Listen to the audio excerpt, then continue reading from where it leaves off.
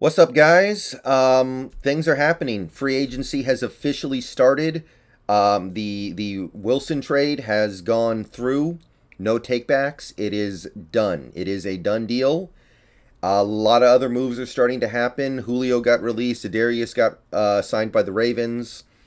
Like I said in my last video, we got Austin Blythe, but I'm not going to talk about any one specific move in this video. I'm going to talk about a couple things that have happened in the last half hour that are interesting. So follow me through here. I can't help but find this to be a little amusing here. So Russell Wilson had his first press conference in a Denver Broncos uniform just like half an hour ago, 45 minutes ago, 45 minutes ago. And he said a lot of things very complimentary about the Seahawks organization. He praised John and Pete, Metcalf, praised all these people associated with this organization. And basically, when asked about the nature of the trade, he insisted that it didn't come from him. Like, he wasn't the one who wanted to get traded. I don't know what else he would say, but it was kind of amusing when at the exact same time you had Jody Allen, Pete Carroll, and John Schneider all issue statements where they said they didn't say anything negative about Wilson necessarily, but they said he wanted out. He wanted to go. He wanted to go play for another team. So he came out and tried to indicate that, no, it wasn't me that wanted out. They wanted me out. That's basically the implication.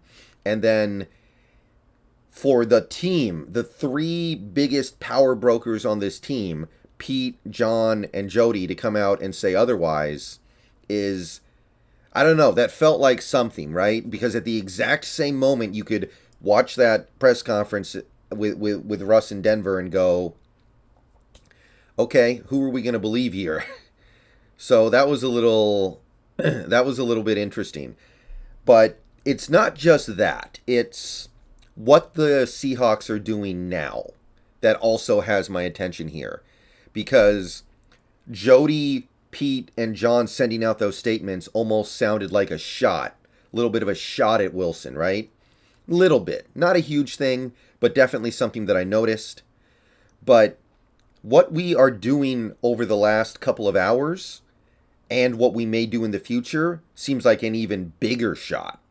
So we signed Austin Blythe, a center who is a clear upgrade, in my opinion, over anybody we've had since probably that 1 year that Justin Britt was good. That 1 year where Justin Britt was like top 8 center in the league. Blythe is probably going to be the best center that we've had. He had a really nice year in LA in 2020, and then in 2021 he just so happened to go to a team that drafted a future All-Pro center in Creed Humphrey. So probably the best center we've had since at least 2015. So when Wilson is here, you give him Posick, you give him Kyle Fuller, you give him washed up Justin Britt. You don't really give him anything to work with at center. And then as soon as he leaves, now you're addressing the center position. So that's head scratching. But now we are hearing rumors, and not even rumors. We are actually hearing confirmed reports that the Seahawks are going to make a significant push to sign Trent Brown.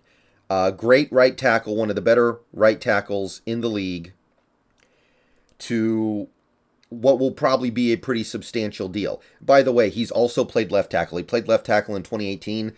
I don't know where we're going to play him if we get him, but there is a lot of reason to believe that we're going to meet with Trenton Brown tomorrow and possibly sign him.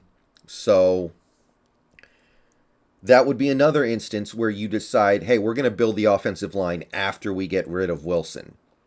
because the right tackle, Chris Pedazra, welcome to the stream. So the right tackle position, if you take a look at the players we've had at right tackle since Wilson has been here, Brandon Shell, now Jake Curhan. Before them, it was Jermaine Affetti. I think Breno Yakamimi was there for a little while. We had none of them, no right tackle we have ever had has been even close to as good as Trenton Brown. I would say ever, but definitely not since Wilson has been here. So what I'm trying to get at here is you don't build the offensive line for Wilson, but then you actually start building it the moment he's out the door. Either that's really, really, really dumb, or maybe you just felt like the offensive line, he doesn't know how to use a good offensive line, so we're not going to build it for him. Right? That's kind of what it feels like right now, and we'll see what happens with Trent Brown. We'll see what happens with that, but it would be very weird if this team decided, okay, as soon as Wilson is out the door, now we build the offensive line. Some people are going to say it's about money, but it's not really about money. We had money. We just chose not to spend it on offensive linemen.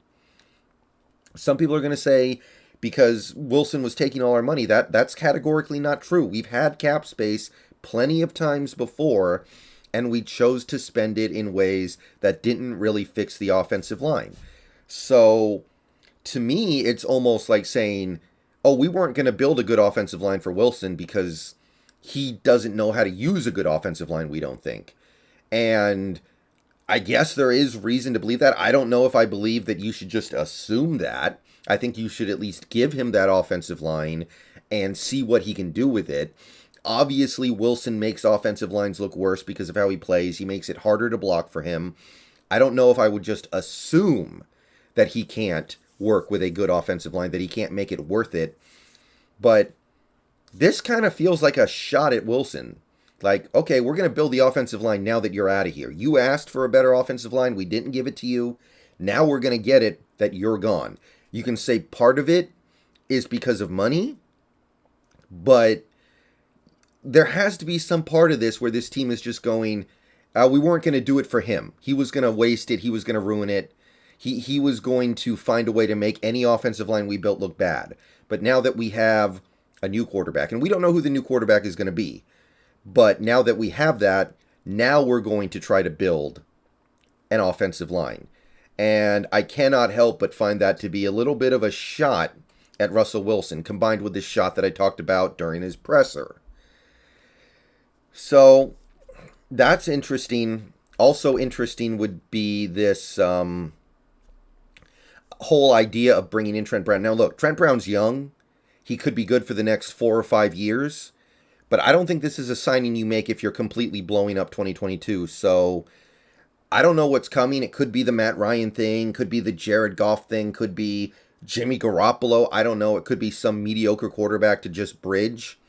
But I don't think you build this offensive line for Drew Lock either. So I don't know what the plan is right now. I'm not sure if I like it. Look, Trent Brown's great. Trent Brown's a great player.